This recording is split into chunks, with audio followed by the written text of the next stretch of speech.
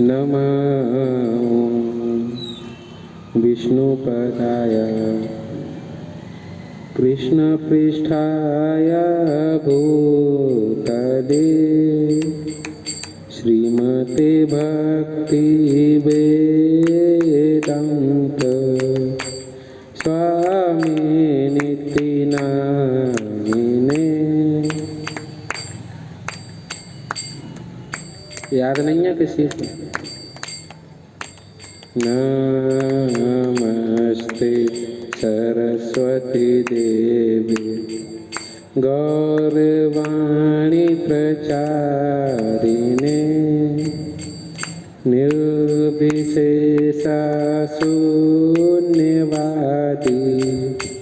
पाश्चात्य देशतारिणे।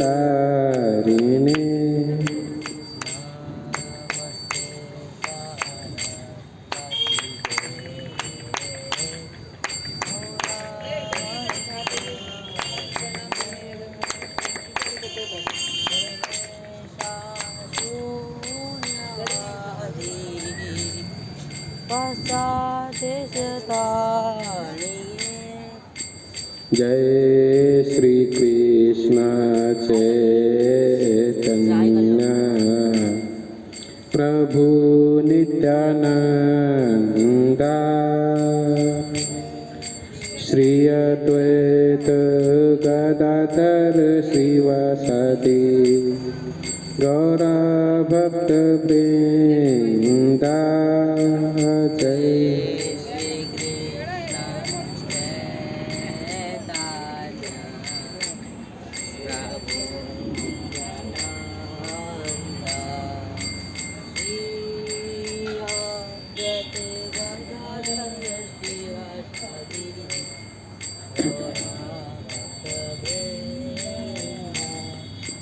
जय श्री कृष्ण चैतन्य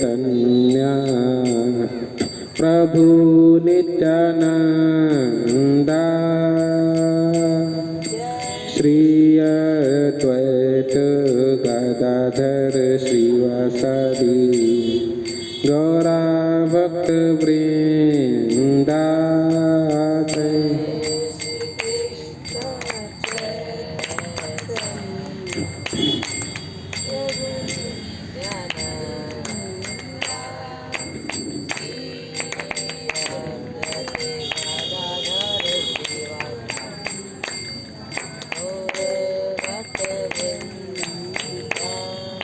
जय श्री कृष्ण चैतन्य प्रभु नित्यानंदा श्री अद्वैत गदाधर श्रीवासादि गौरा भक्त वृंदा।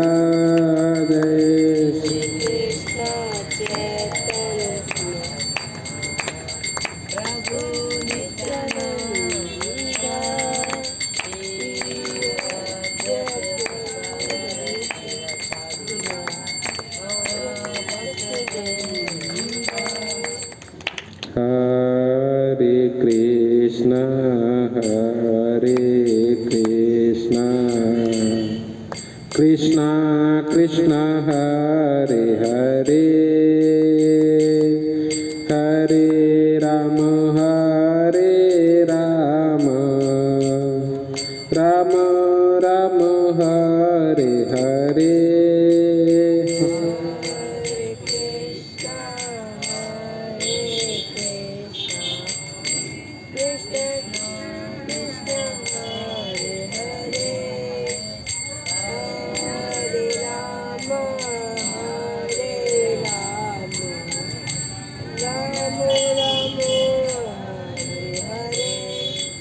हरे Krishna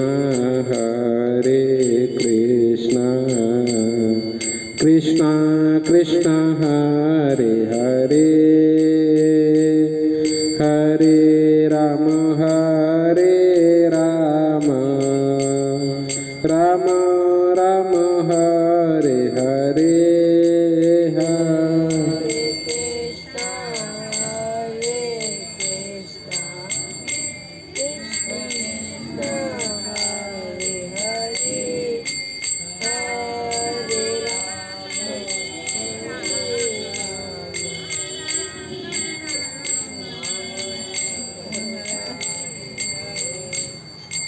Hare Krishna, Krishna Krishna, Hare Hare, Hare Rama, Rama Rama, Hare Hare,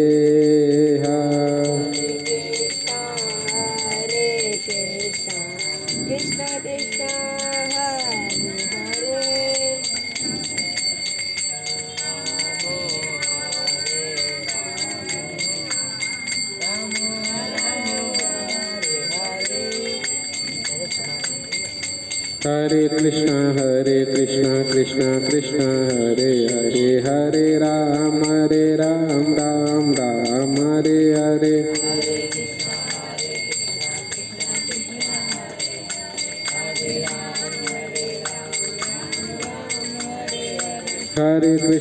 Hare Krishna, Krishna Krishna, Hare Hare, Hare Ram, Ram Ram, Hare Hare. Hare Krishna, Krishna Krishna, Hare Hare, Hare Ram, Ram Ram, Hare Hare. Hare Krishna, Krishna Krishna, Hare Hare, Hare Ram, Ram Ram, Hare Hare.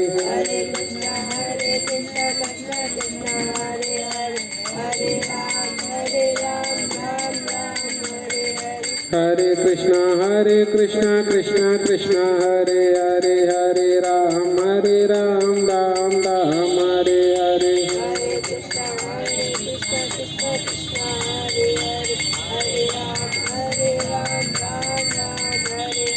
Hare Krishna, Krishna Krishna, Hare Hare, Hare Ram, Ram Ram, Hare Hare. Hare Krishna, Krishna Krishna, Hare Hare, Hare Ram, Ram Ram, Hare Hare.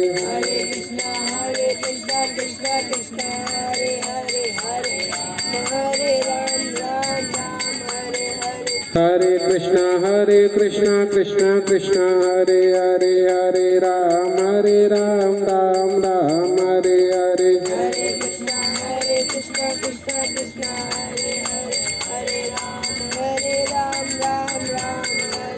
Hare Krishna, Krishna Krishna, Hare Hare, Hare Ram, Ram Ram, Hare Hare. Hare Krishna, Krishna Krishna, Hare Hare, Hare Ram, Ram Ram, Hare Hare.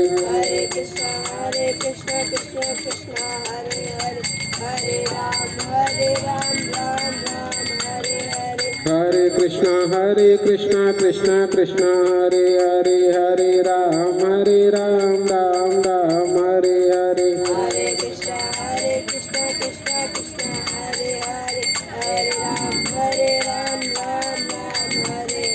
Hare Krishna, Krishna Krishna, Hare Hare, Hare Rama, Rama Rama, Hare Hare. Hare Krishna,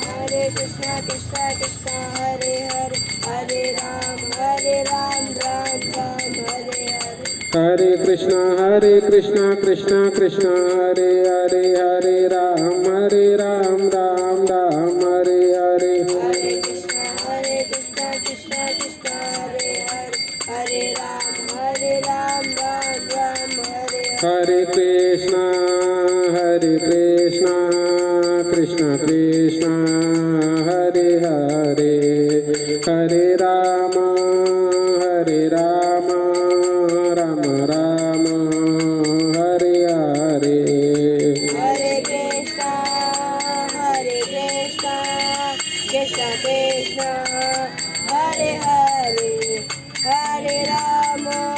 Hare Rama, Rama Rama, Hare Hare. Hare Krishna, Krishna Krishna, Hare Hare, Hare Rama, Rama Rama, Hare Hare. Hare Krishna, Krishna Krishna, Hare Hare, Hare Rama, Rama Rama, Hare Hare. Nitai Gaurango Jaya, Nitai Gaurango, Nitai Gaurango Jaya, Nitai Gaurango, Nitai Gaurango Jaya, Nitai Gauranga जय निताई गौरांगो निताई गौरांगो जय निताई गौरांगो निताई गौरांगो जय निताई गौरांगो निताई गौरांगो जय निताई गौरांगो जय कृष्ण बलराम जय कृष्ण बलराम जय कृष्ण बलराम जय कृष्ण बलराम जय कृष्ण बलराम जय कृष्ण बलराम जय कृष्ण बलराम जय कृष्ण बलराम जय सीताराम लक्ष्मण हनुमान जय सीताराम जय लक्ष्मण जय सीताराम लक्ष्मण हनुमान सीताराम लक्ष्मण हनुमान जय राधा रास बिहारी राधा रास बिहारी श्री राधे जय राधा रास बिहारी राधा रास बिहारी श्री राधे जय राधा वृंदावन चंद्र राधा वृंदावन चंद्र श्री राधे वृंदावन चंद्र राधा वृंदावन चंद्र श्री राधे जय राधा कृष्ण चंद्र राधा कृष्ण चंद्र श्री राधे जय राधा कृष्ण चंद्र राधा कृष्ण चंद्र श्री राधे हरिनाम संकीर्तन की जय हरे कृष्ण महामंत्र की जय जगद्गुरु शीला प्रभुपाद की जय सभी हाथ जोड़ के मंगलाचरण करेंगे। ओम अज्ञानतिमिरान्धस्य ज्ञानाञ्जनशलाकया चक्षुरुन्मीलितं येन तस्मै श्रीगुरवे नमः। श्रीचैतन्यमनोभीष्टं स्थापितं येन भूतले स्वयं रूपः कदा मह्यं ददाति स्वापदान्तिकं। वन्देऽहं श्रीगुरो श्रीयुतपदकमलं श्रीगुरून् वैष्णवांश्च श्रीरूपं साग्रजातं सहगण रघुनाथान्वितं तं सजीवं साद्वैतं सावधूतं परिजन सहितं कृष्ण चैतन्य देवं श्री राधा कृष्ण पादान सहगण ललिता श्री विशाखान्वितांश्च। हे कृष्ण करुणा सिंधो दीनबंधो जगत्पते गोपेश गोपिका कांत राधा कांत नमस्तुते। तप्त कांचन गौरांगी राधे वृंदावनेश्वरी वृषभानुसुते देवी प्रणमामि हरिप्रिये। वाञ्छाकल्पतरुभ्यश्च कृपा सिन्धुभ्येव च पतितानां पावनेभ्यो वैष्णवेभ्यो नमो नमः। जय श्री कृष्ण चैतन्य प्रभु नित्यानंद श्री अद्वैत गदाधर श्रीवासादि गौर भक्तवृंद। हरे कृष्णा कृष्णा कृष्णा हरे हरे हरे राम राम राम हरे हरे। नमः विष्णुपदाय कृष्णपृष्ठाय भूतले श्रीमते भक्तिवेदांत स्वामिनिति नामिने। नमस्ते सरस्वती देवी गौरवाणी प्रचारिणे निर्विशेषा शून्यवादी पाश्चात्य देशतारिणे। हरे कृष्ण। तो आप सभी का स्वागत है हमारी आज की भक्ति कक्षा में। आज की भक्ति कक्षा का क्या टॉपिक है? भक्ति का अर्थ। कई बार बता चुका हूँ, आज फिर से क्यों बता रहा हूँ? कितने लोगों को याद है भक्ति का क्या अर्थ होता है? जी, किसकी सेवा? भगवान कौन है? तो कृष्ण की सेवा कैसे की जाती है?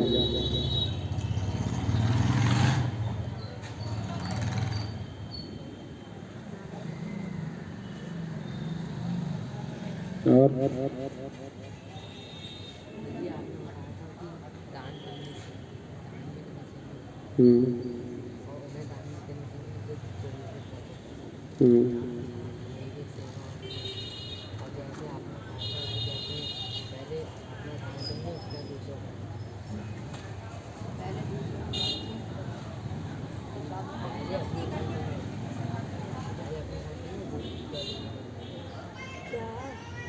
भोजन प्रसाद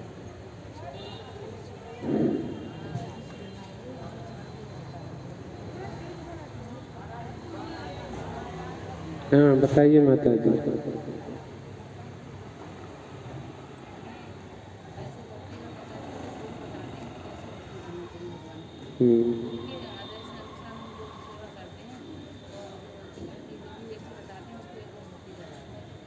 माता जी के लिए हरि बोल एक बार, ठीक है। भक्ति का बहुत सारे अर्थ हैं, सब लोगों ने बहुत कुछ बताया है भक्ति के बारे में। हम क्या बताएंगे, छोटी सी बुद्धि हमारी है ना, क्या भक्त को समझेंगे, क्या भक्ति को समझेंगे। लेकिन इतना समझ सकते हैं कि हम तो अकल से पैदा लाए, कैसे हैं। हाँ, हमें अकल नहीं है लेकिन समझते खुद को बहुत होशियार है कि हमसे ज़्यादा होशियार कोई पैदा ही नहीं हुआ संसार में। अगर हमें अकल होती तो फिर यहाँ दुख क्यों भोग रहे होते संसार में पड़े पड़े। अकलमंद व्यक्ति कभी दुखी होता है? नहीं होता। ये सबूत है इस बात का कि हम अकल से पैदा ना सबके सब समझते बहुत होशियार हैं खुद को। इसलिए हमें ऐसे प्रमाणिक गुरु की शरण में जाना चाहिए जिसने परंपरा से ज्ञान की प्राप्ति की हो और जो उसका पालन करता हो, जो अनुभव करता हो, जिससे अनुभव हो उस चीज का। यह नहीं केवल पढ़ के बैठ गया, सुन के बैठ गया, अपने आप कुछ पालन नहीं किया, अनुभव है नहीं और उपदेश दे रहा है खाली मंच पे बैठ के। जैसे तुमने पूछा था क्या आपने भगवान देखे या जो हमें भगवान के बारे में बता रहे हैं, तो जिसने भगवान नहीं देखे वो कैसे बताएगा भगवान के बारे में, बताओ। अगर तुमने अमेरिका नहीं देखा है कैसा है तो तुम उसका वर्णन कर सकते हो, कर सकते हो किसी से सुन के। क्या किसी से सुन के? मान लो जो अमेरिका गया है उसने देखा है, उसने आके तुम्हें बता दिया वहाँ ऐसा ऐसा होता है, तो तुम बता दोगे? नहीं बता दोगे। लेकिन अनुभव में नहीं होगा तुम्हारे। क्या? हाँ, अनुभव में नहीं होगा। तुम्हें डाउट रहेगा हमेशा, पता नहीं उसने झूठ बोला हो सही बोला हो, है ना। कभी दूसरे को बताओगे, कोई दूसरा पूछेगा तुमने खुद देखा है, तो कहोगे यार देखा तो नहीं है, पता नहीं सही बोल रहा था वो या गलत बोल रहा था। कॉन्फिडेंस नहीं आएगा, कभी आएगा। इसलिए अनुभव करना बहुत जरूरी है। ये नहीं केवल सुन लिया, सुनना अधूरा ज्ञान होता है, सुन के अनुभव कर लेना ये पूरा ज्ञान होता है। तो जिस व्यक्ति ने अनुभव किया है वो व्यक्ति प्रमाणिक होता है। समझ में आया? तो जिसने अनुभव किया है उस व्यक्ति की शरण लेनी चाहिए, हमें उसको गुरु रूप में स्वीकार करना चाहिए। जैसे अर्जुन ने किया था भगवान कृष्ण को महाभारत के समय में, सखा से अपना गुरु माना था, है ना। और गुरु मान के भगवान कृष्ण की शरण में गया, प्रभु मुझे कुछ समझ नहीं आ रहा है, इस झमेले में मेरी बुद्धि थक चुकी है, हार चुका हूँ मैं कुछ नहीं समझ पा रहा हूँ कि मैं क्या करूँ क्या ना करूँ, बताइए क्या उचित है। तो भगवान ने उसको ज्ञान दिया। तो साधारण शब्दों में भक्ति का केवल एक ही अर्थ है कि जब भी आप प्रमाणिक गुरु की शरण ग्रहण करें तब से केवल गुरु की आज्ञा का ही पालन करना चाहिए। गुरु की आज्ञा का पालन करना ही सर्वश्रेष्ठ भक्ति है, इसके अलावा कोई भक्ति नहीं है। क्या है? गुरु की आज्ञा का पालन करना ही सर्वश्रेष्ठ भक्ति है, इसके अलावा और कोई भक्ति नहीं है। समझ में आया भक्ति का अर्थ? तो दुनिया में लोग आपसे पूछेंगे भाई तुम सुबह से शाम तक गुरु आज्ञा का पालन करते हो, तुम्हें मिलता क्या है? तो क्या कहोगे उनसे?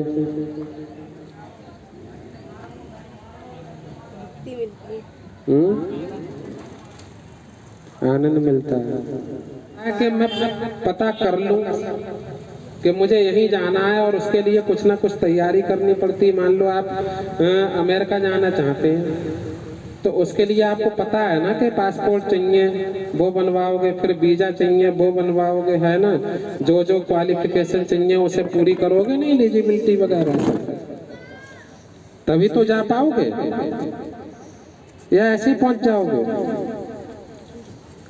तो अब इस शरीर को छोड़ के अगर जाना है तो ये आप निर्धारित करोगे या किसी और को निर्धारित करना दोगे? हमें निर्धारित करना चाहिए ना कि हम इस शरीर को छोड़ने के बाद कहाँ जाएं। लेकिन आप अगर आप खुद निर्धारित नहीं करोगे तो फिर कोई और करेगा, सीधी सी बात है ना। तो किसी और के ऊपर छोड़ना चाहते हो क्या ये निर्णय?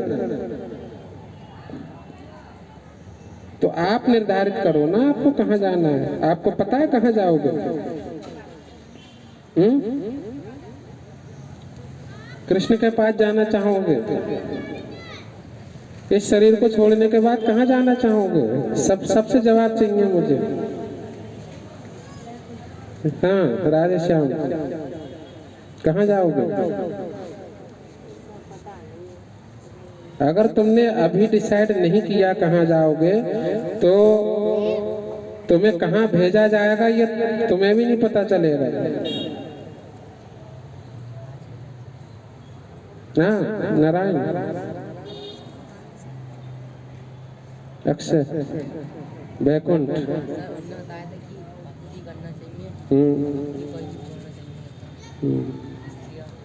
जो लक्ष्य होता है जाने।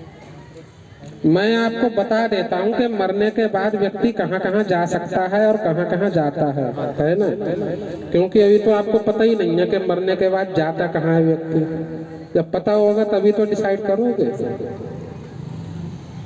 तो भगवत गीता में भगवान कहते हैं अंत काले च मामेव प्रपद्यन्ते यम यम वाप्यपि स्मरण भावम तम तम त्यजन्ते कलेवरम। यानी कि अंत समय में व्यक्ति जिस चीज का स्मरण करते हुए अपने प्राणों को छोड़ता है उसका मन इस जीव आत्मा को उसी प्रकार के शरीर में ले जाता है।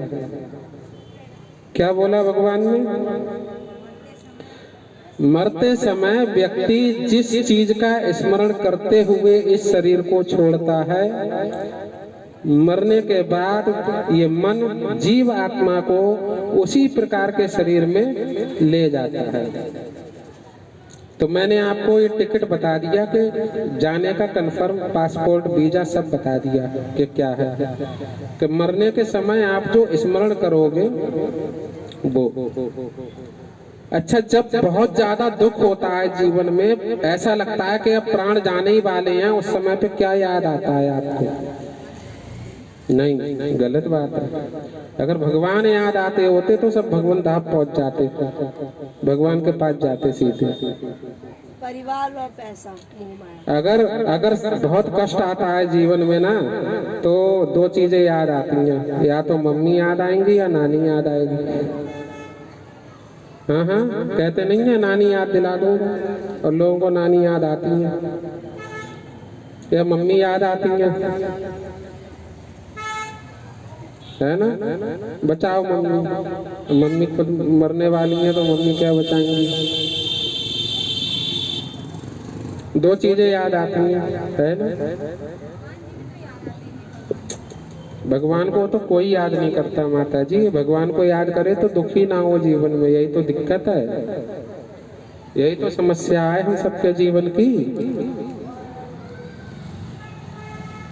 ये प्रमाणित है। भक्ति विनोद ठाकुर कहते हैं पूरे मतलब 100% गारंटी से, क्या कहते हैं कि हे जीव, तो भूलकर भी इस संसार में कभी कृष्ण का नाम मत लेना। कहते भूल कर भी, धोखे से भी कृष्ण का नाम मत लेना, क्योंकि अगर तूने कृष्ण का नाम एक बार भी ले लिया तो तेरे सारे दुख गायब हो जाएंगे और तू हमेशा के लिए सुखी हो जाएगा। क्या बोलते हैं? कभी लेना मत कृष्ण का नाम, इतना खतरनाक है। तुम्हारे सारे दुख गायब करके तुम्हें हमेशा के लिए सुखी बना देगा। इसलिए अगर सुखी नहीं बनना चाहते हो तो कृष्ण का नाम मत लेना। सर जो हम लोग हर रोज नाम लेते हैं उसका तुम थोड़ी लेते हो नाम, वो तो तुम्हारा शरीर लेता है। मैं तो तुम्हारी बात कर रहा हूँ, भक्ति विनोद ठाकुर तुम्हारी बात कर रहे हैं ना। आत्मा से निकलनी चाहिए। यस, आत्मा जिस दिन तुमसे एक बार भी कृष्ण का नाम पुकार लोगे अपनी आत्मा से, उस दिन तुम्हारा बेड़ा पार, कल्याण हो जाएगा। दुख गायब, सुख स्वरूप, सुखी हो जाओगे हमेशा के लिए। तो ऐसे तो पूरी जिंदगी लोग बच्चों का अपने नाम रख लेते हैं, कृष्णा, गोविंद, राधा।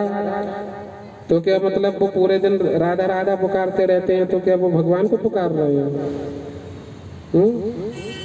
नहीं। आत्मा नाम कब लेगी ये सीखना पड़ेगा ना।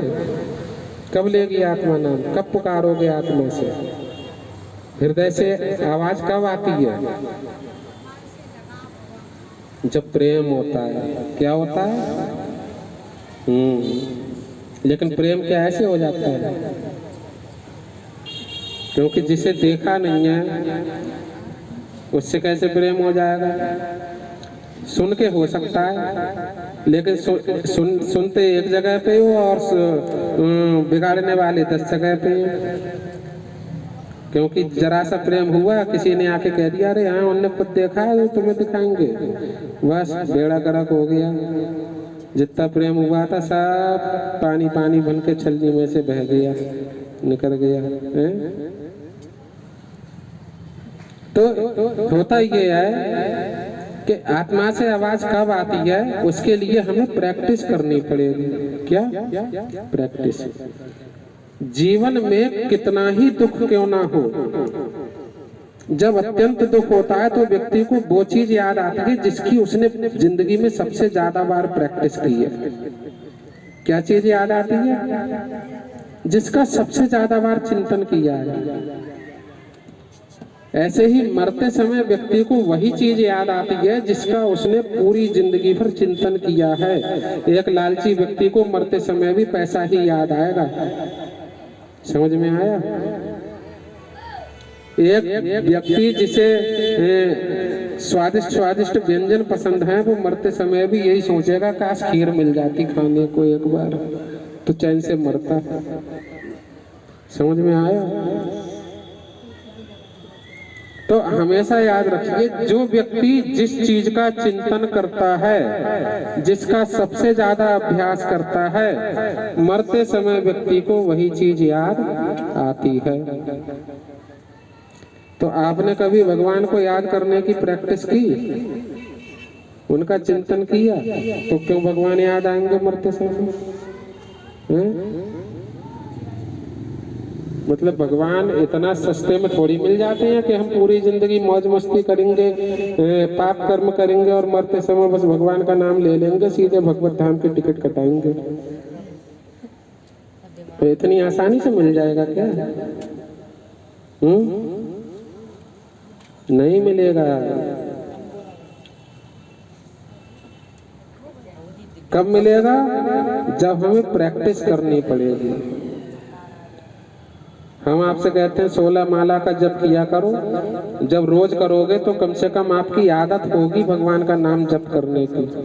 मरते समय भी आपको ये याद आएगा कि यार 16 माला अभी नहीं हुई है पूरी, कम से कम पूरी कर लूं। क्योंकि रोज याद करोगे तो रोज व्यक्ति को छटपटाहट होती है कि यार आज 16 माला नहीं हुई है। अगर आप बीमार पड़े होगे, किसी दिन माला नहीं कर पाओगे, तो बीमारी में याद आएगा आज माला नहीं हुई है, भगवान का नाम नहीं लिया है। नहीं, ये करना है, नियम बना लो। कोई भी चीज नियम के बिना सफलता नहीं देती। यदि आप पढ़ाई कर रहे हो और नियम से नहीं कर रहे हो, एक दिन नहीं हो पाई पूरी, 2 दिन नहीं हो पाई पूरी, 4 दिन पड़ी, फिर 2 दिन नहीं हो पाई, आप सफल नहीं हो सकते। आपको करना पड़ेगा नियम से। ये कोई एक्सक्यूज नहीं होता कि नहीं हो पाई, नहीं हो पाई। नहीं हो पाई का कोई एक्सक्यूज नहीं है। खाना रोज खाते हो, नहीं खाते हो, यहाँ तक कि व्रत रखते हो तो भी खाते हो, कुछ ना कुछ खा के व्रत वाला खाओ तो तब तो गैप नहीं होता। चलो आज निर्जलाई रख लेते हैं, बच्चों आपसे तो मैं साफ कह रहा हूँ, निर्जला व्रत मत रखना कभी, क्योंकि आप 1 घंटे प्यास को नहीं रोक सकते तो निर्जला क्या रखोगे, है ना? बहुत परेशान हो जाओगे।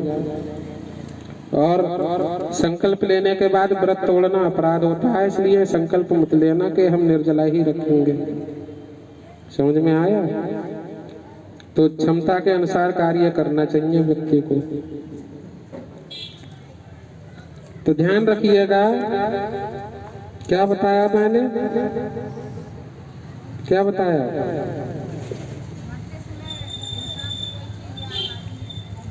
मैं ये बता रहा था कि नियम से करना जरूरी है, नियम नहीं टूटना चाहिए।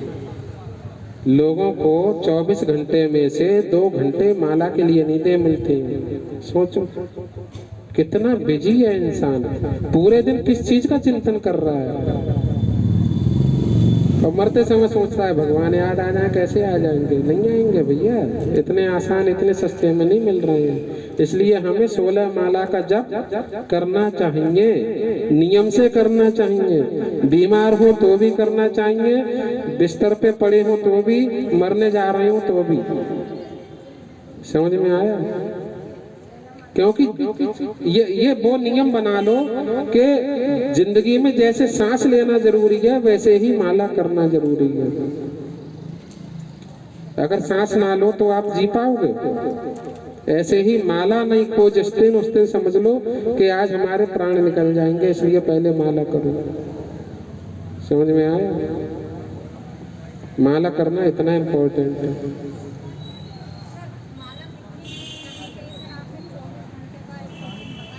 हाँ मैंने बताया,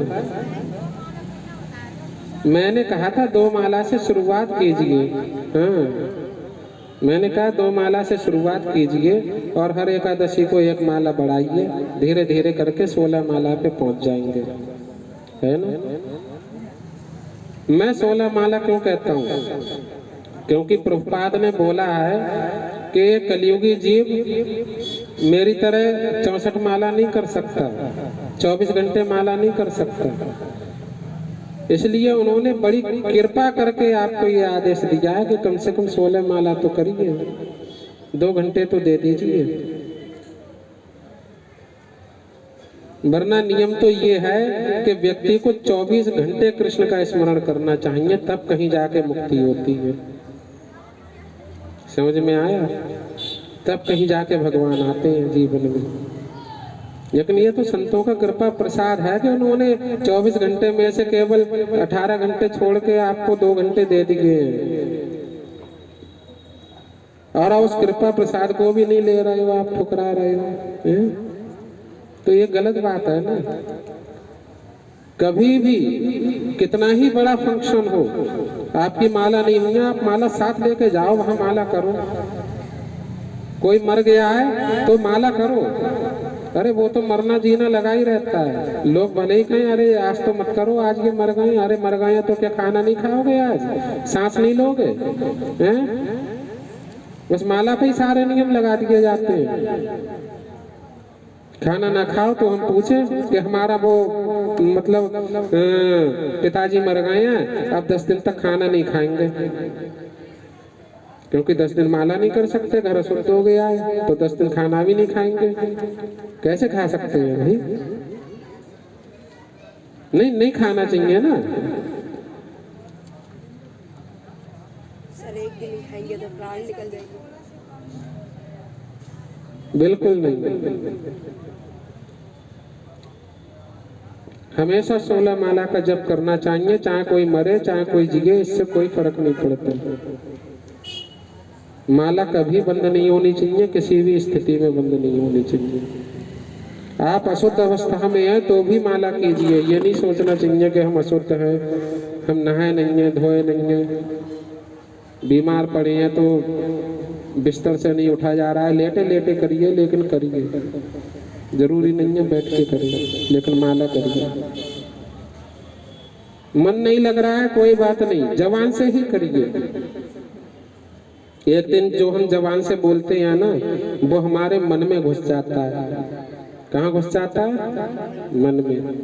जब मन में घुस जाता है, मन से आत्मा में घुस जाता है, समय लगता है, लेकिन आप करके देखिए। और जिस दिन आत्मा में घुस गया, उस दिन भक्ति विनोद ठाकुर ने गारंटी दी है कि एक बार अगर तुम कृष्ण का नाम धोखे से भी ले लेते हो तो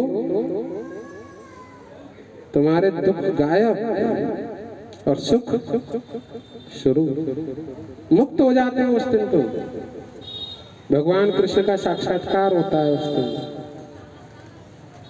तो अभी तक तो हमने भगवान का नाम लिया ही नहीं है, हम तो केवल प्रैक्टिस कर रहे हैं ताकि एक बार ले सके। क्या ले सके, इसकी प्रैक्टिस कर रहे हैं। जो लोग सोचते हैं ना हम जप करते हैं, वो बहुत सुबह शाम 1-2 माला कर ली, बहुत भारी जप हो गया। कुछ नहीं हो गया, कुछ नहीं करते हो, क्योंकि जब तो जवान से थोड़ी, जब तो आत्मा से होता है। आत्मा छोड़ो, हमारा मन ही नहीं लगा है जब में।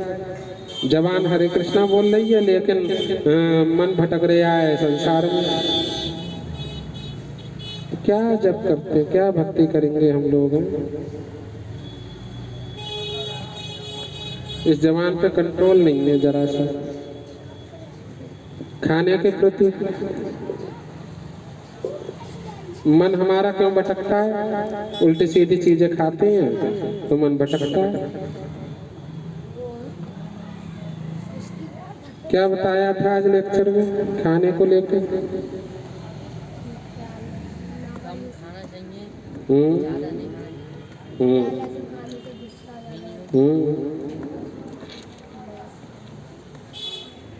मांस खाओगे? आपके हृदय अशुद्ध होता, मन अशुद्ध होगा।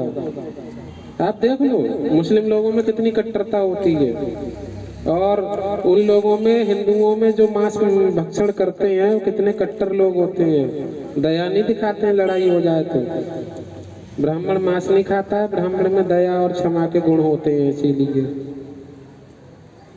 वो लड़ाई हो जाएगी तो वो भी क्षमा कर देगा, कहेगा छोड़ो, अज्ञानी लोग हैं।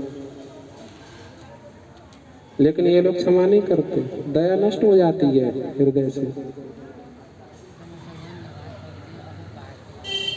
और हम शिकायत करते हैं कि बिल्कुल दया नहीं है इनमें, तो दया आएगी कहाँ से? आप ऐसे काम करते हो। प्याज लहसुन खाओगे और सोचोगे गुस्सा ना आए, क्यों नहीं आएगा? जिससे जो रिएक्शन है वो तो होगा ही। आग में हाथ डालोगे और सोचो जले ना, ये तो संभव है ना, जरूर जलेगा। तो शरीर में जो डालोगे वो तो होगा ही ना रिएक्शन।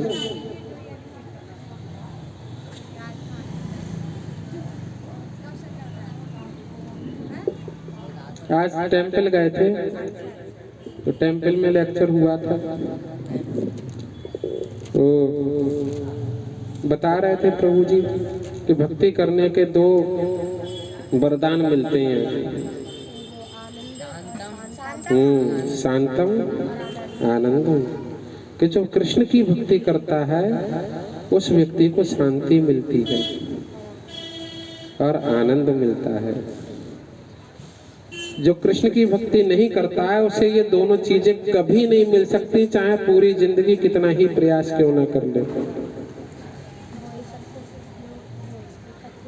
दूसरा स्कंद, दूसरा अध्याय, 31वां श्लोक श्रीमद् भागवतम। कभी नहीं मिल सकती। आप कितना ही प्रयास कर लें, आप पे तो चलो पैसा नहीं है, जिन पे पैसा है वो लोग अशांत हैं। जिन पे पावर है वो लोग अशांत हैं और आनंद में नहीं है, दुखी हैं। उनको भी सत्ता का खो जाने का डर रहता है। समझ में आया कि क्या होगा 5 साल बाद? 2024 में सरकार बनेगी या नहीं बनेगी?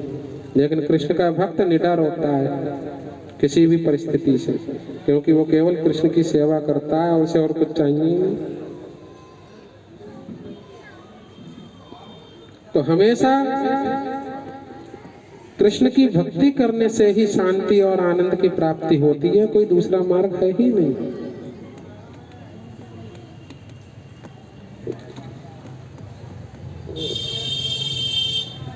जीवन में नियम बहुत जरूरी है। मरते समय जिस जिस भाव का स्मरण करोगे वहीं जाओगे। यानी पूरी जिंदगी जिस भाव का चिंतन किया है आप वहीं जाओगे, है ना।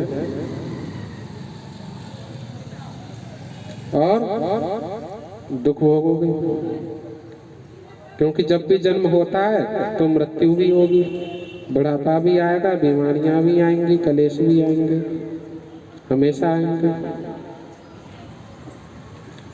तो जन्म ही दुख का कारण है। दुख का कारण क्या है? जन्म। आपको समझ में आ रहा है बच्चों? नहीं आ रहा है ना?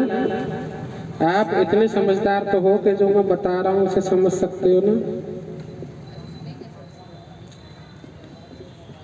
अगर आप लोग ध्यान से सुनोगे तो आपको वो चीज मिलेगी जो आपके माँ बाप भी नहीं दे सकते आपको। समझ में आया? कभी नहीं दे सकते। तो ध्यान से सुनो उसको। तो अब सोचो, मैंने आपको ये बता दिया कि यदि आप मरते वक्त खाने का चिंतन करते हो कि अच्छे अच्छे स्वादिष्ट व्यंजन मिलते खाने के लिए, तो आपको पक्का सुअर का जन्म मिलेगा। किसका? भगवान कहेंगे जाओ बेटा नाली में जाके अपना मल खाओ, खूब खाओ।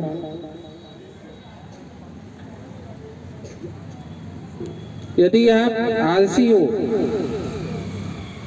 और ये सोच रहे हो काश एक बार सुख की नींद सोने को मिल जाता,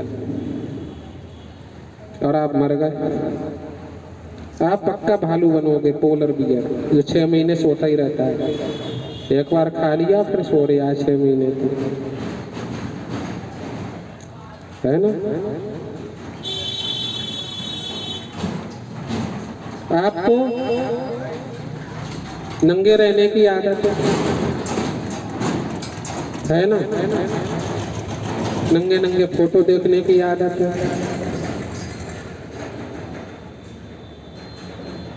हंस के आ रहे हो बेटा? जीवन की सच्चाई लोग करते हैं तो मैं बता रहा हूँ, देख रहे हैं। आजकल छोटे छोटे बच्चे 4th 5th क्लास में नहीं पहुंचेंगे, वो मोबाइल पे पोर्न देखना सीख जाते हैं। आपको पता है?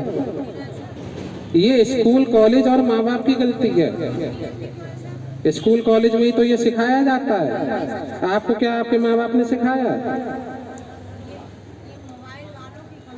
नहीं, माँ बाप की गलती है। माँ बाप को बच्चों को मोबाइल देना ही नहीं चाहिए। क्यों देते हैं? बिल्कुल नहीं देखना चाहिए। नहीं, स्कूल का काम स्कूल से ऑफलाइन करवाइए। क्यों देखेंगे? और दिखा रहे हैं तो अपने सामने बिठा के कराइए। बच्चों के हाथ में मोबाइल क्यों दे रहे हैं? हाँ, तो क्यों कर रहे हैं? और यदि मोबाइल ना हो, चलो आज ऑनलाइन पढ़ाई हो रही है, नहीं आज ऑनलाइन पढ़ाई हो रही है। 1990 से मैं देख रहा हूँ जितने भी कॉन्वेंट और इंग्लिश मीडियम स्कूल हैं उनमें केवल बच्चे पीछे बैठ के पता है क्या बातें करते हैं? ये मैडम बहुत सुंदर है। कौन सिखाता है बच्चों को? छोटे छोटे बच्चे उन क्लासेस के हैं। ये कल्चर दे रहे हैं, ये CBSE बोर्ड के स्कूल हमारे बच्चों को, जो संस्कृति से भटका रहे हैं। समझ रहे हो? बच्चे ये बातें करते हैं। जब ऐसी चेतना आएगी तो फिर क्या होगा? भगवान कहेंगे जाओ बेटा पेड़ बन के खड़े रहो, अगले 5000 सालों तक नंगे रहोगे, है ना। कोई कपड़ा पहनने की जरूरत नहीं है। ज्यादा सेक्स डिजायर है तुम्हारे अंदर, बहुत अधिक काम वासना है। भगवान तुम्हें या तो कबूतर बनाएंगे या बंदर बनाएंगे। मैं आपको वो बता रहा हूँ योनियां के कैसे मिलती हैं। अभी आपने बोला ना कि हमें पता नहीं मरने के बाद कहाँ जाते हैं, कैसे जाते हैं। हम बता रहे हैं कहाँ जाते हैं और कैसे जाते हैं। तो भगवान का स्मरण तो कभी किया नहीं।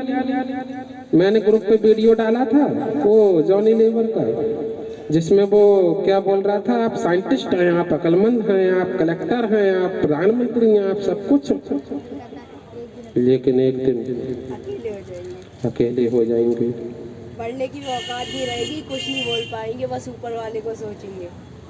सोचेंगे ही नहीं। डॉक्टर भी जवाब दे देगा भाई मेरे बस की बात नहीं है, अब तो उसी से कनेक्शन लगाओ, लेकिन कभी लगाया ही नहीं कनेक्शन,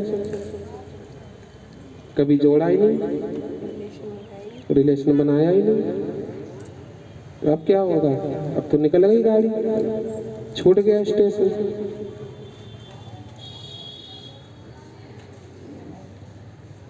तो मैं जो ग्रुप पे वीडियो डालता हूँ उनको देखा करो ध्यान से, बहुत गहन मीनिंग होता है उन चीजों का, फालतू नहीं चीजें डालता हूँ मैं।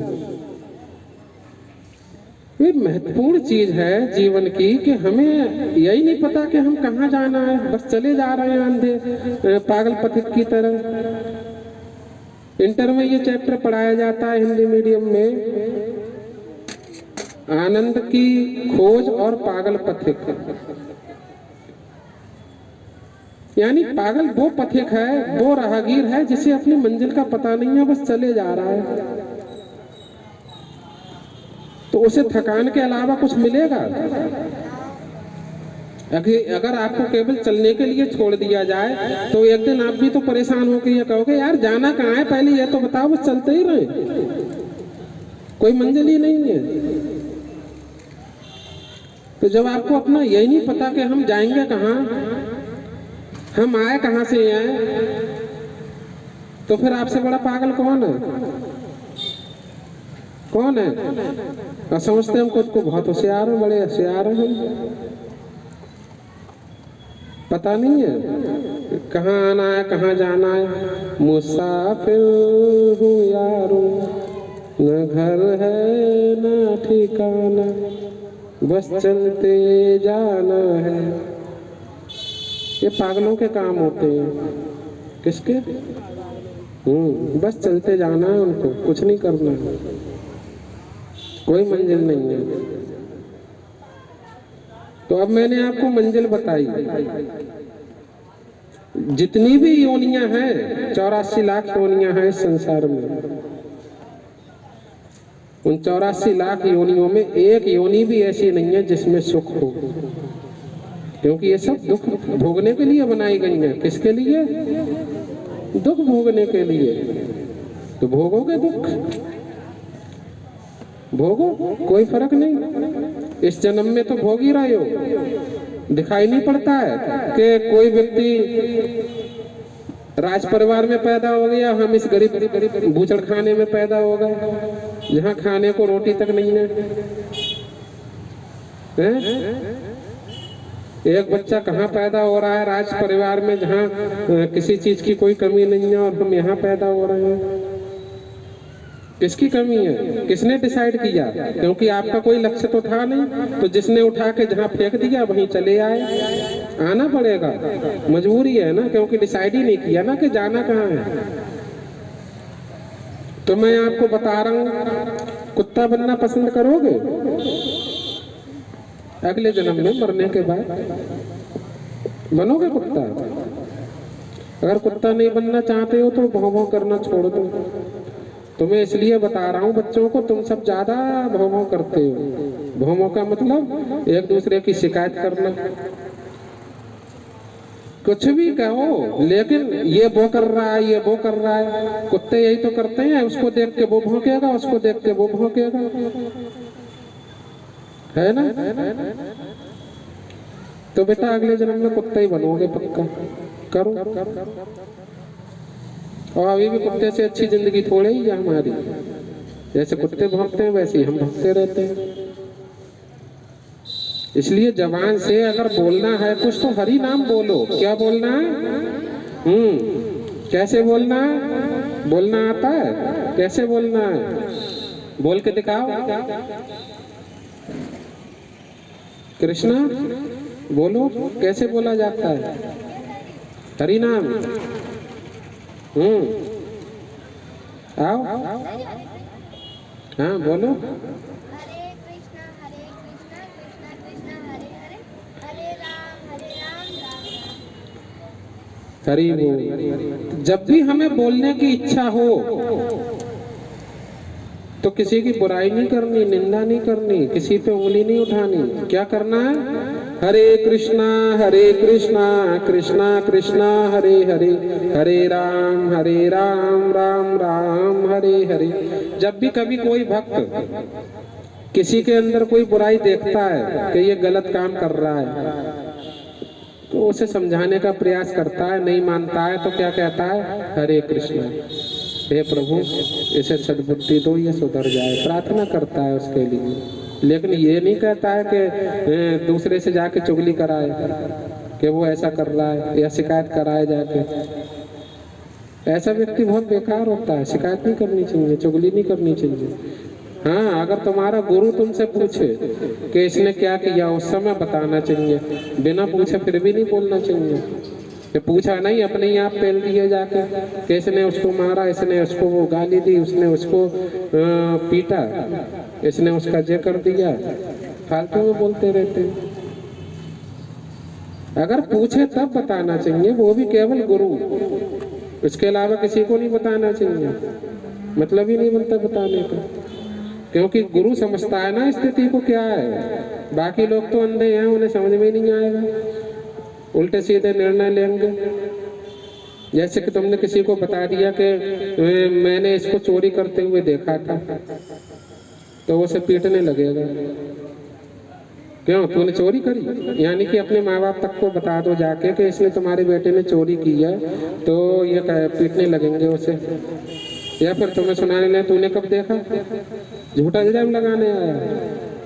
दो ही बातें होंगी, अगर थोड़े सही हुए तो अपने बच्चे को पीटेंगे, लेकिन इससे क्या वो सुधर जाएगा?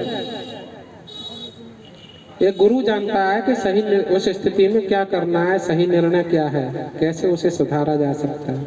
इसलिए केवल गुरु को बताना चाहिए, किसी को नहीं बताना चाहिए, वो भी पूछने पे। समझ में आया? उससे झूठ नहीं बोलना चाहिए, वरना सुधार अवश्य भावी नहीं है। गुरु सुधार सकता है, कोई नहीं सुधार सकता। करता करे न कर सके, गुरु किए सब होए, और सात दीपनों खंड में गुरु से बड़ा न कोई नहीं है। यदि सामने भगवान भी खड़े हों तो भी हमें गुरु के चरणों में झुकना चाहिए पहले। इतनी महानता है गुरु की। तो सबसे बड़ी चीज, कुत्ता नहीं बनना आपको, गधा नहीं बनना, घोड़ा नहीं बनना, बंदर नहीं बनना, कीड़ा मकोड़ा नहीं बनना, पशु पक्षी कुछ नहीं बनना है। तो फिर क्या बनना है? क्या चाहते हो?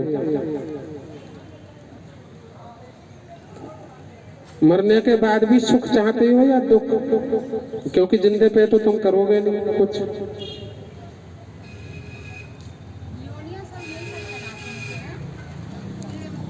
हाँ,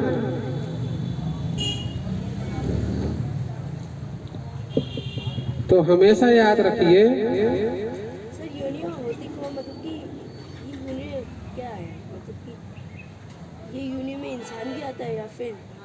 हर कोई आता है बेटा, इंसान भी। मनुष्य की 4 लाख योनियां हैं। समझ में आया? मनुष्य शरीर की 4 लाख योनियां हैं।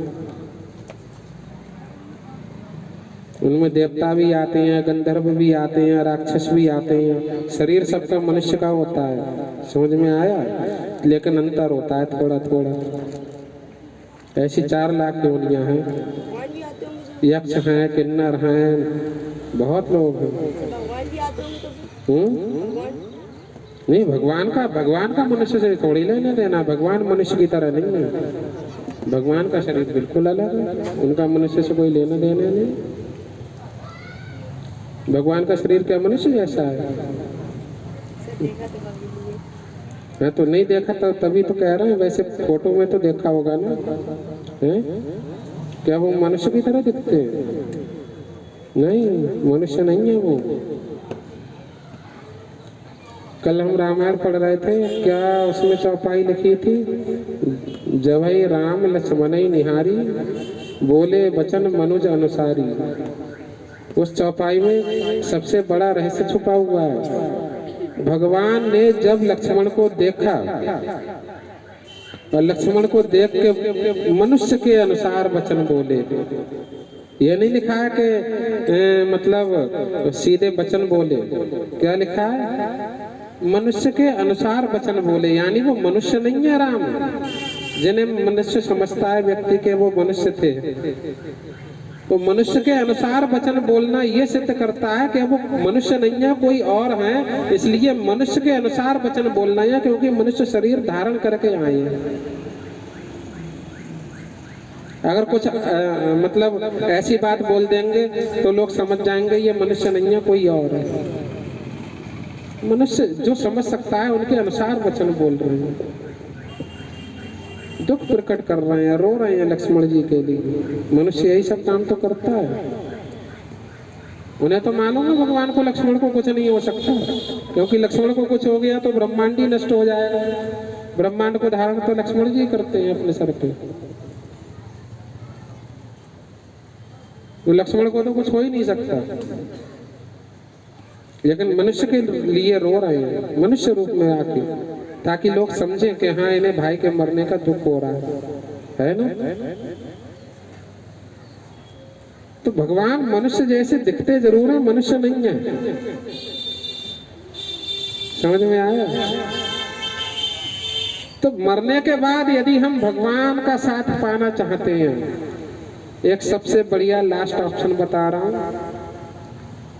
कि हमें वैकुंठ धाम जाना है, भगवान का साथ पाना है, उनके साथ खेलना है, उनके साथ गप्पे लड़ानी है ना, उनके साथ आनंद उठाना है। तो उसके लिए आपको आध्यात्मिक शरीर धारण करना पड़ेगा, जो 84 लाख योनि से अलग है। समझ में आया? जो आपका असली स्वरूप है, आत्म स्वरूप है, सच्चिदानंद स्वरूप है। कैसा है? सच्चिदानंद, जिसमें आनंद है, ज्ञान है ना, और जो इटर्नल है, सत्य है, जो कभी मरता नहीं है। ये शरीर मरता है ना, छोड़ के जाओगे, उसे नहीं छोड़ के आओगे। जो वहां एक बार गया वापस नहीं आया। समझ आया? क्योंकि आने की जरूरत ही नहीं पड़ती। क्यों? क्योंकि यहाँ पे दुख है, दुख में कोई आना चाहेगा? यदि आपको 5 स्टार होटल में चले रहने को मौका दिया जाए, जाओ आज से हमेशा 5 स्टार होटल में रहना, बढ़िया एसी, स्विमिंग पूल, सब कुछ, उसमें सारी सुविधाएं होती हैं, है ना। आप कभी अपने मन से सोचोगे कि चलो यार उसी घर में चलते हैं जहाँ बहुत सड़ी हुई गर्मी पड़ती थी, पंखा तक नहीं होता था डुलाने के लिए, पैसे उसे नहीं होते थे, रोटी खाने को नहीं होती थी, और लोग इज्जत नहीं करते थे, और गरीबी के मारे दुत्कार देते थे। कभी आओगे ऐसे घर में? नहीं आओगे, क्योंकि वहां इतना सुख है। उस सुख को छोड़ के कौन आएगा इस दुख में मरने के लिए? कोई नहीं आएगा। तो भगवान का संग पाना है तो उसका क्या रास्ता है? कम से कम 16 माला का रोज प्रैक्टिस किया करो, कम से कम 16 माला। अरे 24 घंटे में से 2 घंटे भगवान के लिए दे दोगे तो पहाड़ नहीं कर जाएगा। पूरी जिंदगी, पूरा दिन पड़ा है तुम्हें नौकरी करने के लिए, पढ़ाई करने के लिए, सब कुछ करने के लिए, हैं? और तुम 2 घंटे भगवान को नहीं दे सकते। तो भगवान के लिए नहीं, अपने लिए। भगवान को थोड़ी जरूरत है तुम्हारी कि साहब हमें बहुत जरूरत है राधे श्याम की कि आ जाए। राधे श्याम की जरूरत भगवान को नहीं है, राधे श्याम को जरूरत है भगवान की। क्योंकि दुखी तो राधे श्याम है, भगवान थोड़ी दुखी है। दुखी कौन है? हाँ, दुखी तो हम हैं। हमें जरूरत है सुख की, भगवान को जरूरत नहीं है। भगवान तो आत्मानंद है, आत्मा राम है, पूर्ण काम है, उन्हें क्या बात करते हैं। तो यदि आपको सुखी होना है तब करो, नहीं होना है तो मत करो। मेरी तो थोड़ी अटकी है, मैं कभी नहीं कहता, मैं तो कहता हूँ करो यदि सुख पाना चाहते हो तो। 16 माला का जप। नोट करो क्या क्या करना है। यदि आपको भगवत धाम का टिकट बुक कराना है और जीते जी भी आनंद उठाना है, मरने के बाद की नहीं कह रहा हूँ, लोग कहते हैं मरने के बाद किसने देखा हम कहाँ जाएंगे, मैं तो जीते जी की गारंटी ले रहा हूँ ना। आप भक्ति मत करो, प्रैक्टिकल करके देख लेना। आप ये निर्णय लो कि 6 महीने में भक्ति नहीं करूंगा और 6 महीने में भक्ति करके देखूंगा, ठीक है। और फिर 1 साल बाद मुझे ये बताना कि कौन सी लाइफ में ज्यादा आनंद है। मैं जिंदगी पे मैं तुम्हें गारंटी दे रहा हूँ कि भक्ति करने में जो आनंद आएगा वो आपको बिना भक्ति करे आ ही नहीं सकता कभी जीवन में। अरे करके तो देखो प्रैक्टिकल, तब पता चलेगा ना। 6 महीने छोड़ो, तुम केवल एक दिन बिना भक्ति के गुजारना और एक दिन भक्ति करके गुजारना। जाओ, एक दिन में पता चल जाएगा तुम्हें किस चीज में आनंद है। एक दिन निर्णय करो कि आज मैं भक्ति नहीं करूंगा, लेकिन उस बीच में मर जाओ तो मेरी गारंटी नहीं है, क्योंकि पता नहीं उस दिन भक्ति नहीं करोगे और उसी दिन मौत आ गई तो फिर गड़बड़ हो गया मामला, पता नहीं कौन सी योनि में जाओगे। तो भगवान से शुक्र करो कि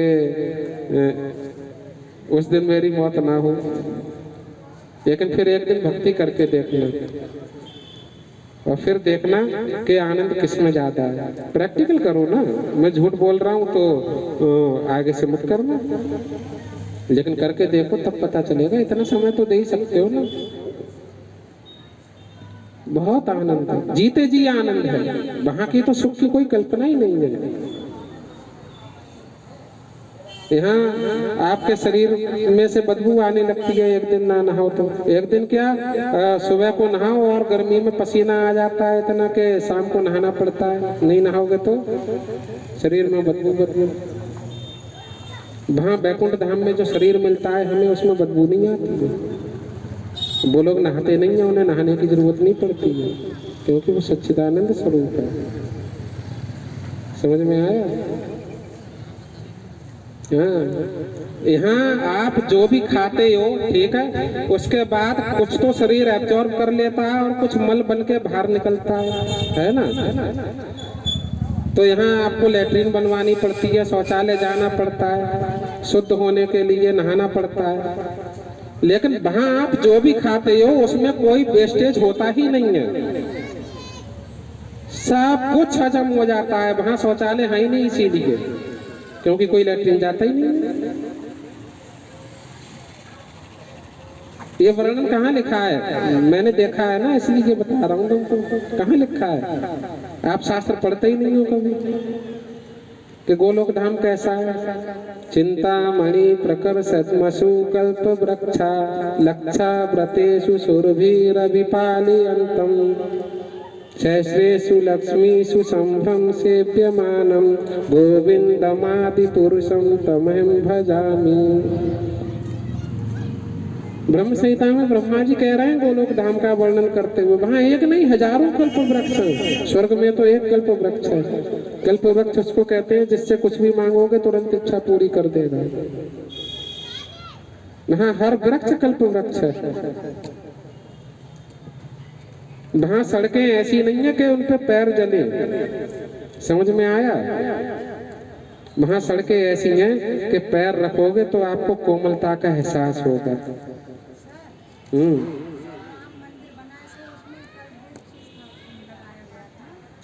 कौन सा राम मंदिर? यहाँ किसने कल्प वृक्ष लगा दिया?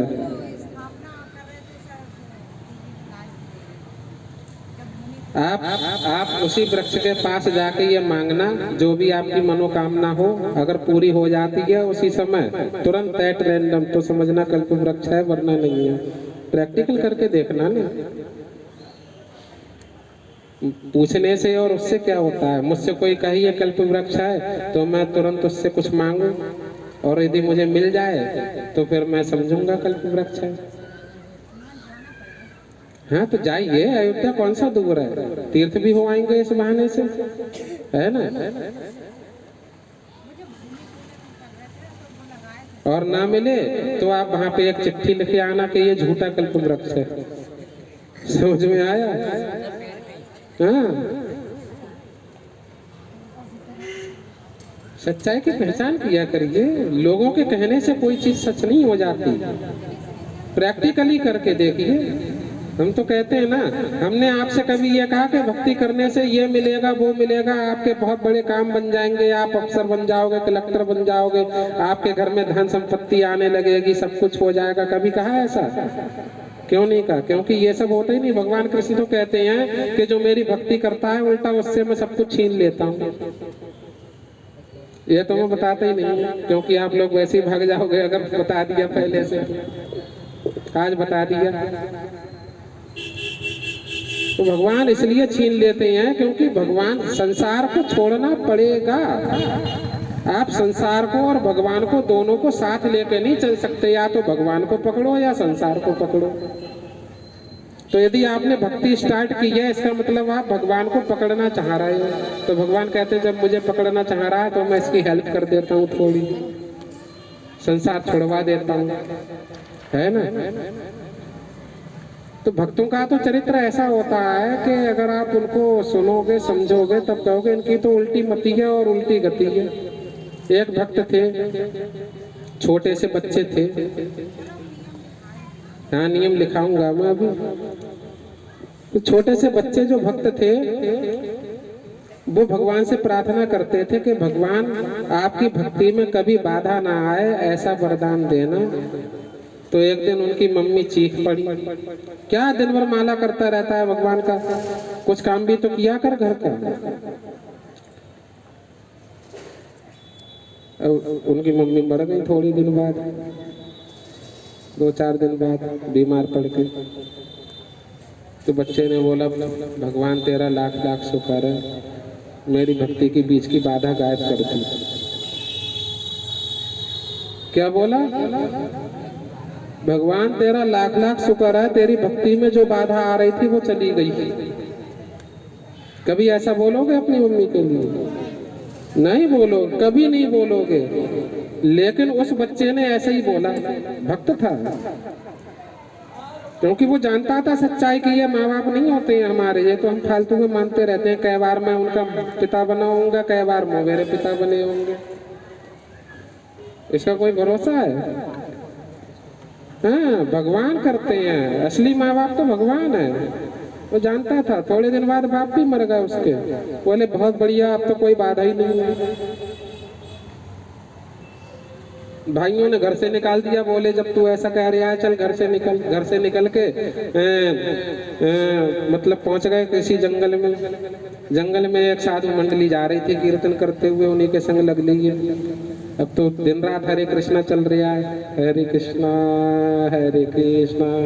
कृष्णा कृष्णा हरे हरे, हरे राम राम राम हरे हरे। अब प्रसाद खा रहे हैं, नाच रहे हैं, गा रहे हैं, प्रसाद खा रहे हैं, नाच रहे हैं, गा रहे हैं, आनंद हो गया उनका। तो भक्तों की तो गति ही अलग होती है, उनका तो कुछ कह ही नहीं सकते। और भगवान बड़े प्रसन्न होते हैं ऐसे भक्त से जो कहता है कि प्रभु मेरे तो सब कुछ आप हो, मैं किसी को नहीं जानता। कहाँ है उदाहरण? उदाहरण बताऊं? ऐसे कौन से भक्त हैं जो कहते हैं कि मेरे तो सब कुछ आपको।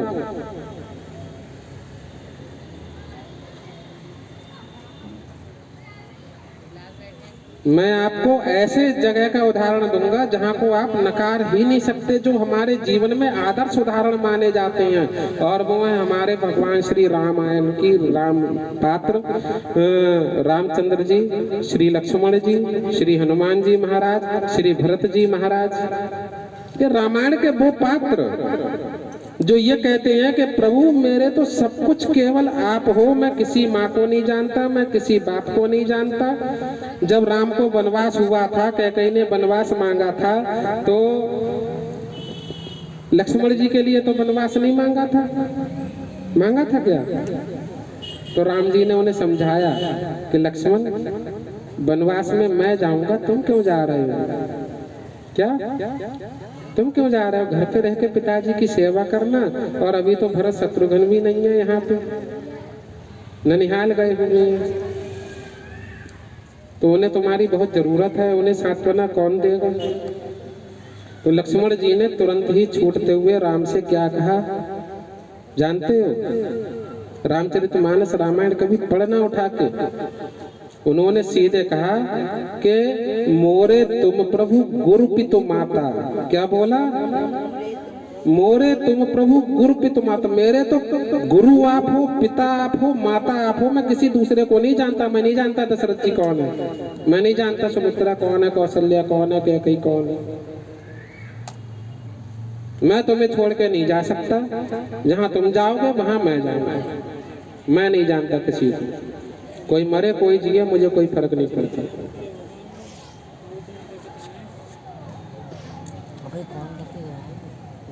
लक्ष्मण जी बोल रहे हैं, उन्होंने ये बताने, लेकिन ये चरित्र आपको कोई सुनाता नहीं है रामायण में। रामायण में क्या सुनाएंगे? जो जनता को सुनना अच्छा लगता है, क्योंकि जनता को बेवकूफ नहीं बनाएंगे तो पैसा कैसे देगी जनता? इतने बड़े बड़े गद्दी पे बैठे हैं आचार्य, पैसे के लिए तो बैठ के कथा करते हैं। वो कड़वा सत्य क्यों बोलेंगे? आपको अच्छा ही नहीं लगेगा सुनना। वो इसलिए बोलते हैं वो चीज। मैं बताऊं क्या बताएंगे? भगवान राम जैसा आदर्श पुत्र सबको मिलना चाहिए, जिसने पिता की आज्ञा का पालन किया हो, है ना? सबको पिता की आज्ञा का पालन करना चाहिए। ये सुनना जनता को अच्छा लगता है, लेकिन वो ये नहीं बताते हैं कि कौन सा पिता। आखिर में हमारा पिता है कौन आखिरकार? कभी किसी ने बताया तुम्हें कथावाचक ने कि तुम्हारा रिश्ता केवल भगवान से है? नहीं बताएगा, क्योंकि कड़वा सत्य है। उसे पैसा चाहिए, जनता पैसा देगी नहीं। अगर उल्टा सीधा बोलेगा तो कहेगा ये तो पागल हो गया है। पागल नहीं हो गया है, बहुत बिरले लोग ही होते हैं जो सत्य बताते हैं। अगर माँ बाप ही हमारा पालन पोषण करते हैं तो उन माँ की स्थिति बताओ कि जिनके बच्चे का जन्म हो जाता है और दूध पिलाने के लिए उनके स्तनों में दूध नहीं उतरता है। कई सारे ऐसे केसेस देखे होंगे आपने। अगर माँ में दम है दूध पिलाने की तो फिर क्यों नहीं पिलाती हैं? क्यों नहीं पालन पोषण करती हैं? भगवान देते हैं। कौन देता है? भगवान। भगवान पालन करते हैं, माँ नहीं करती। जब भगवान नहीं होंगे, भगवान आपके विमुख होंगे, तो ना आपकी पिताजी हेल्प कर सकते, ना आपकी माताजी हेल्प कर सकती। संसार में कोई आपकी हेल्प नहीं कर सकता। भगवान से विमुख का मतलब, अगर भगवान नहीं चाहते हैं कि तुम्हारा पालन हो, भगवान तुम्हें मारना चाहते हैं, तो कोई तुम्हें नहीं बचा सकता संसार में। राखे कृष्ण मारे कोई, और मारे कृष्ण तो राखे कोई। और भगवान बचाना चाहते हैं तो संसार में कोई मार नहीं सकता। कहाँ है एग्जाम्पल? प्रहलाद महाराज। हिरण्यकशिपु ने भरतक कोशिश की प्रहलाद को मारने की, क्या क्या प्रयास नहीं किए। तुम्हें कुछ समझाया था ना मैंने? आज फिर क्यों गलती हो रही है?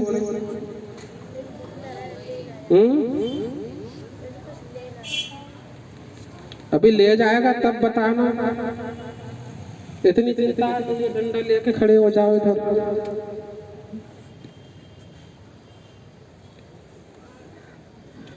संसार में कोई भी चीज इतनी इंपॉर्टेंट नहीं होती है जितनी भगवान की कथा। भगवान की कथा का तो मैं महत्व बता रहा हूँ इतना। देवता अमृत का कलश लेके आए, अमृत ले लो, परीक्षित को पिला दो, अमर हो जाएगा। कथा सुना दो बदले में। परीक्षित महाराज के लिए कथा सुना रहे थे, सुखदेव जी ऐसा डंडा लेके बैठे थे। बोले आओ देवताओं तुम्हें कथा सुनाए बढ़िया वाली। बेवकूफ बनाने आए हो? कांच के बदले हीरा खरीदने आए हो?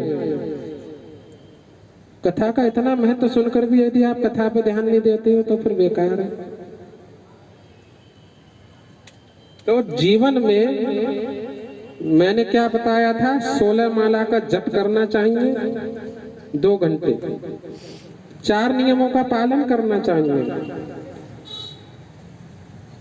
सबसे पहला, मांस नहीं खाना, है ना? दूसरा, नशा नहीं करना है, तीसरा जुआ नहीं खेलना है, और चौथा इलिसिट सेक्स नहीं करना है, अवैध, है ना। अवैध मतलब शादी से पहले ही गर्लफ्रेंड के साथ कई सारे रिलेशन बन जाते हैं, नहीं करना है। विवाह करो, करना ही है। इन 4 नियमों का पालन करना है। पहला, मांसाहार नहीं करना है, दूसरा नशा नहीं करना है, तीसरा जुआ नहीं खेलना है, और चौथा अवैध संबंध नहीं बनाने। 4 नियमों का पालन करना है।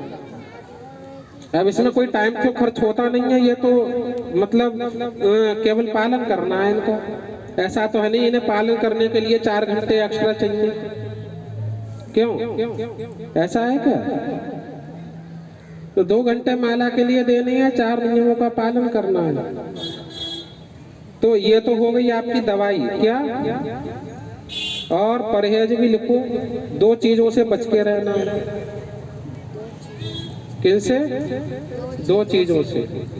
पहला, दुष्टों का संग छोड़ना है, यानी कुसंग को छोड़ना है। क्या? हाँ, कुसंग क्या होता है? दुष्ट कौन होता है? दुष्ट वो होता है जो आपको भक्ति से हटाता है। क्या? दुष्ट कौन होता है? जो आपको भक्ति से हटाता है। जो भक्ति से हटाता है वो दुष्ट है। आप यहाँ आना चाहते हो और कोई अगर आपको रोक रहा है तो वो दुष्ट है। ऐसे का संग छोड़ देना चाहिए। किस किस ने छोड़ा संग? बताओ, क्या पूछ रहे हो? किसने छोड़ा? छोड़ दिया?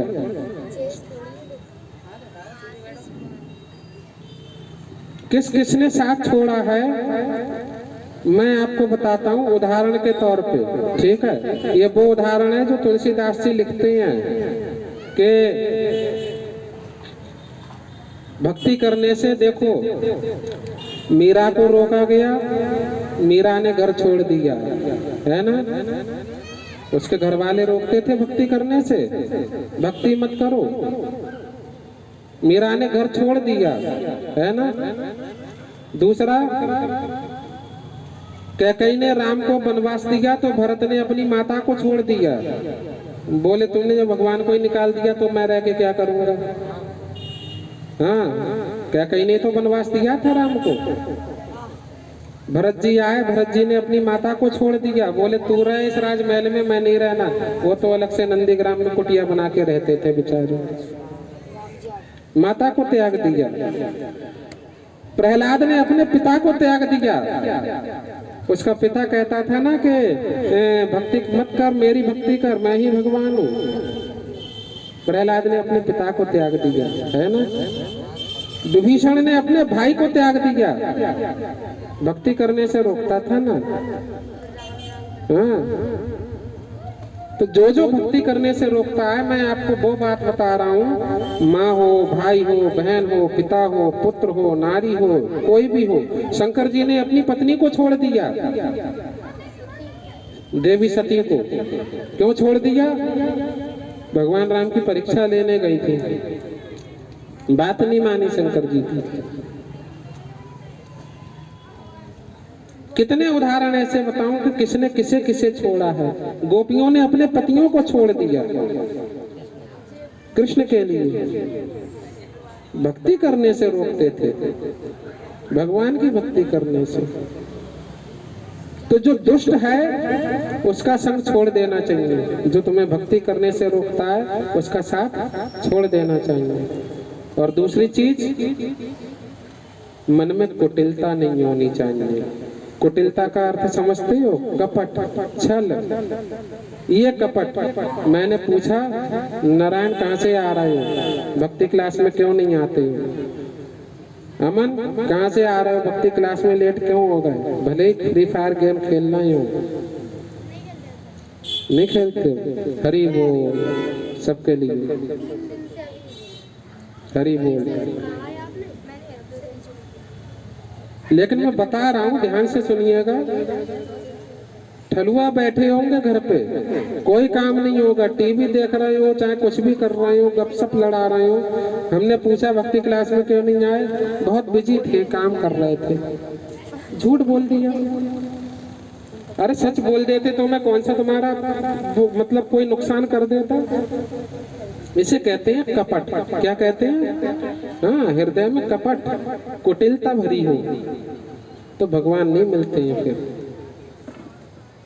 जिस दिन कपट छोड़ोगे उस दिन से तुम्हारी भक्ति शुरू होगी। तो दो चीजों को छोड़ना है, पहला दुष्टों का संग, दूसरा कपट। हृदय में सच होना चाहिए, वरना कबीरदास जी कहते हैं कि जप माला छापा तिलक सरैना एको काम, और मन कांचे नाचे वृथा सांचे राचे राम। कि जिसके हृदय में सच्चाई होती है वहां भगवान वास करते हैं। ये झोली डालने से, तिलक लगाने से ऐसे कुछ नहीं होता है। लेकिन पहले हृदय में कपट नहीं होना चाहिए, छल नहीं होता चाहिए। राम जी खुद कहते हैं कि मोहे कपट छल छिद्र न भावा। क्या कहते हैं? मोहे कपट छल छिद्र न भावा, मुझे कपट पसंद नहीं है। समझ में आ रही है बात? इतना इम्पोर्टेंट मैंने आपको ये जो 6 पॉइंट बताए हैं। पहला 16 माला का जप, दूसरा 4 नियमों का पालन, तीसरा इन 2 नियमों को छोड़ना है, इन 2 चीजों को छोड़ना है, हृदय के कपट को। अरे किससे झूठ बोल रहे हो भाई? झूठ बोल के कौन सा हमारा फायदा कर लो? अपना नुकसान करोगे। किसका? अपना। क्योंकि हमें कोई दौलत थोड़ी दे के जा रहे हो। बताओ कितनी दौलत लाए हो यहाँ देने के लिए? कितनी लाए हो? हैं? वो कह रहे मैं 30 लाख। लाओ, इधर रख दो ला के। तो समझ में आ रही है? यहाँ कोई दौलत नहीं दे रहा है कि साहब मुझे बहुत बड़ा फायदा हो जाएगा इसलिए मैं कहता हूँ यहाँ आओ। तुम्हारी अटकी हो 100 बार तो आओ, नहीं हो तो मत आओ। मुझे कोई लालच नहीं है तुमसे कि नहीं आओगे तो साहब मेरी दक्षिणा मारी जाएगी। यहाँ हर कोई 100-100 रुपए देता है। हाँ, सब कुछ होता है माता जी, क्योंकि मनसा भूत शंका डाइन। अगर मन में आपके कीड़ा घुस गया कि नींबू रखने से और आपका नुकसान होगा तो पक्का होगा।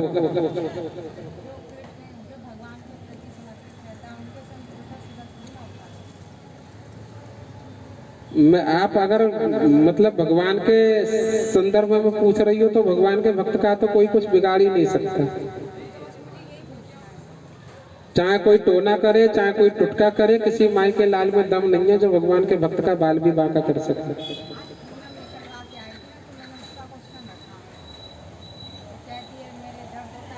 हाँ, तो वो तो होएगा ही, भक्ति नहीं करती है ना भगवान की।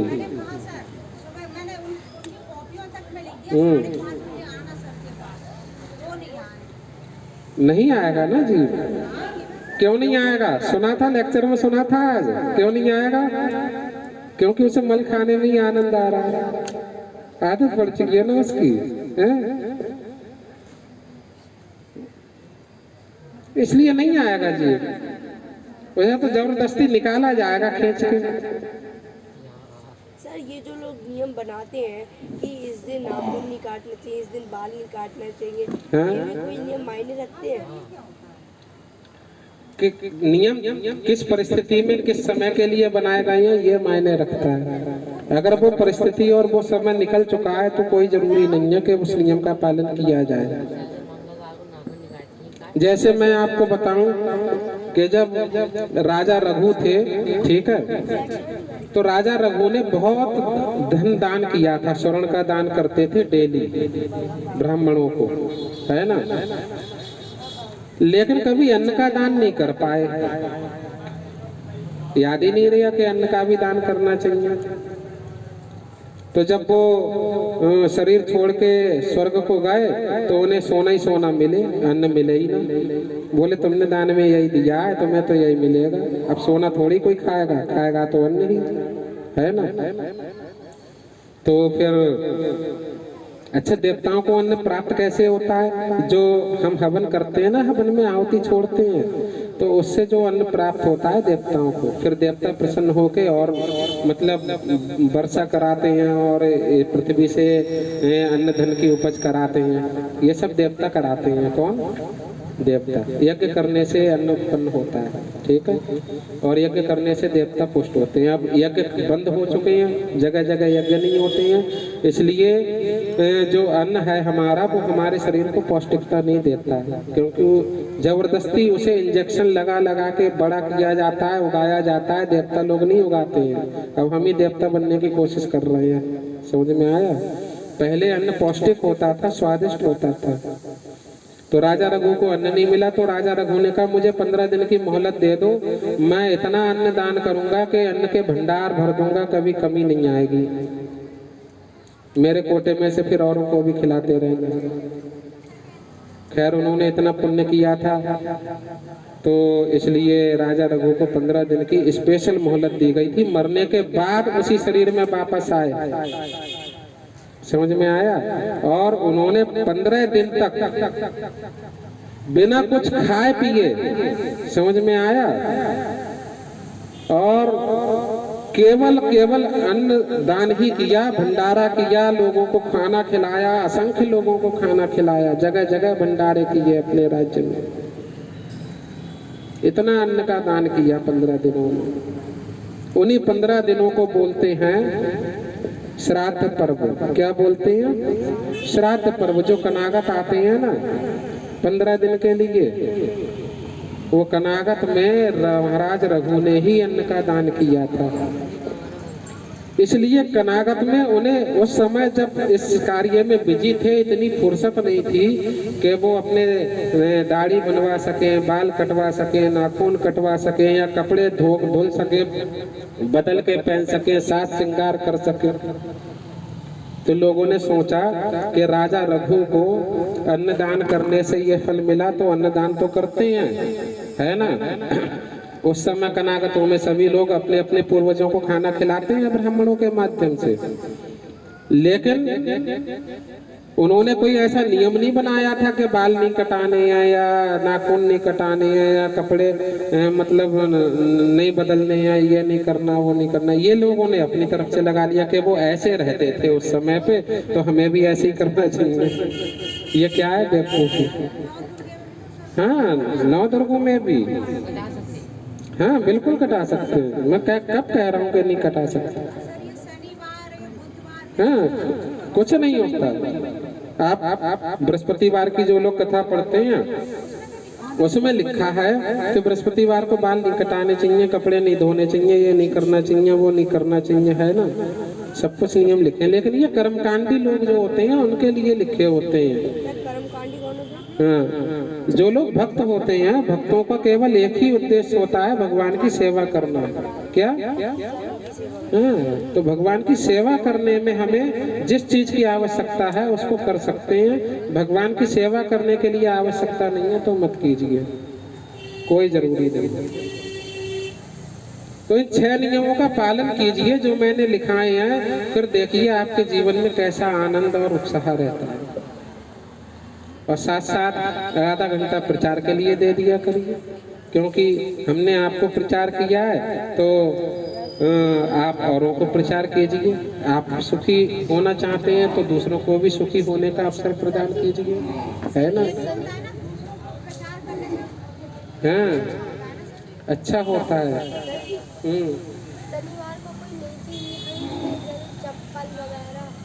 सब कुछ खरीद सकते हैं बेटा। और एक बात याद रखना, आज रामभद्र प्रभु ने एक बात और बताई थी कि जो कृष्ण की पूजा करते हैं वो किसी की पूजा नहीं करते और किसी चीज को नहीं मानते, केवल भगवान जो कहते हैं उसको मानते हैं, वो किसी को नहीं मानते। समझ में आया? किसको मानते हैं? जो भगवान भगवत गीता में कहते हैं बस उसे मानते हैं। इसलिए भगवत गीता पढ़ो और जानो और समझो कि भगवान क्या कह रहे हैं और क्या हमें पालन करना है। ठीक है, समझ में आया? तो यदि आप लोगों का कोई और शंका समाधान, कोई प्रश्न हो, डाउट हो तो पूछ सकते हैं।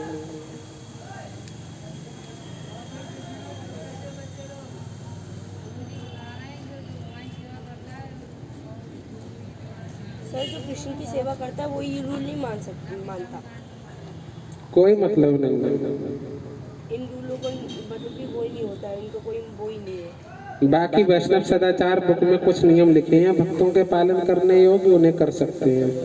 ठीक है,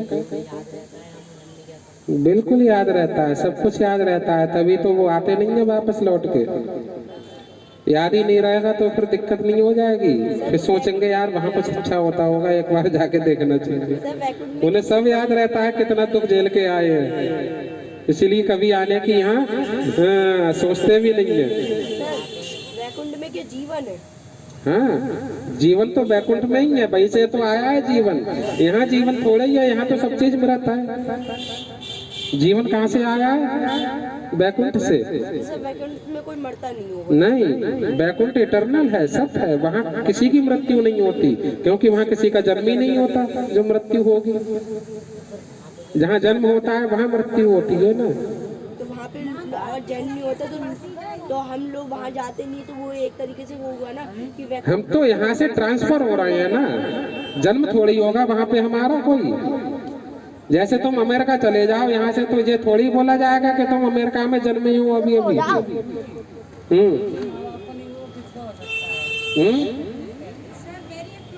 इसलिए क्योंकि माँ बाप से हमारा सबसे बड़ा लगाव होता है संसार में। अगर तुम उन्हीं की बात नहीं सुन रहे हो, फॉलो नहीं कर रहे हो, पालन नहीं कर रहे हो, जिन्होंने तुम्हारे लिए सब कुछ किया है, तो तुम किसकी बात सुनोगे फिर बताओ?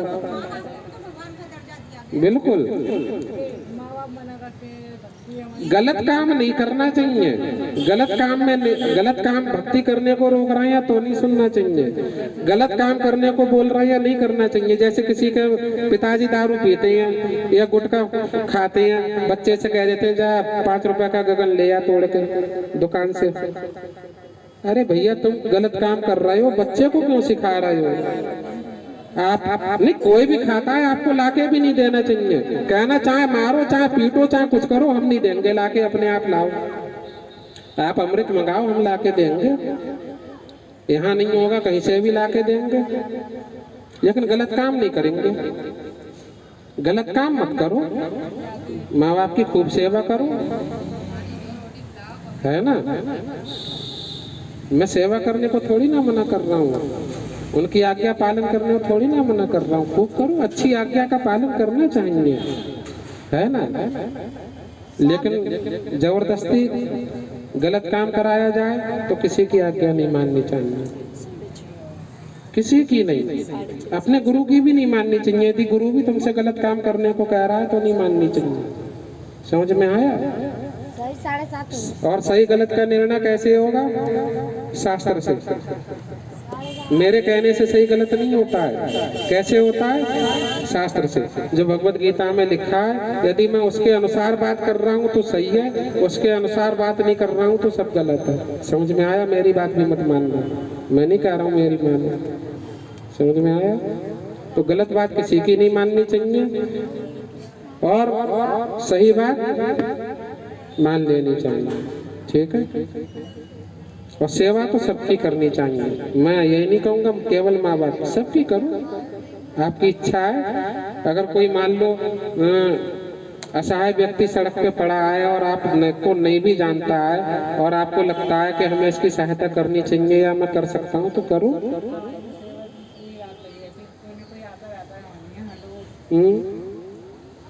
तो समझ में आया? सेवा करने को मना नहीं किया है मैंने। कभी ये मत सोचना कि मैंने ऐसा बोल दिया कि माँ बाप की सेवा नहीं करनी चाहिए, बिल्कुल करनी चाहिए।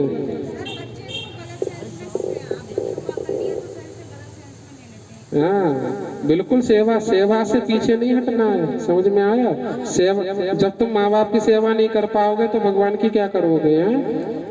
पहले उनकी तो सेवा करना सीख जाओ। भगवान तो बहुत बड़ी चीज है, वो तुम्हें देखेंगे भी नहीं अगर माँ बाप की सेवा नहीं की तुमने, तो पूछेंगे भी नहीं तुम्हें, लात मार के भगा देंगे। बैकुंठ धाम जाना तो दूर, तुम यही सुखी से नहीं रह पाओगे। समझ में आया? तो सेवा तन मन धन से करनी चाहिए। ठीक है, लेकिन गलत बात आज्ञा का पालन नहीं करना चाहिए। समझ में आ गया? क्लियर हो गया? और कुछ? तो आज के लिए इतना ही, अभी हम नीचे चल के आरती करेंगे, ठीक है। हरे कृष्ण।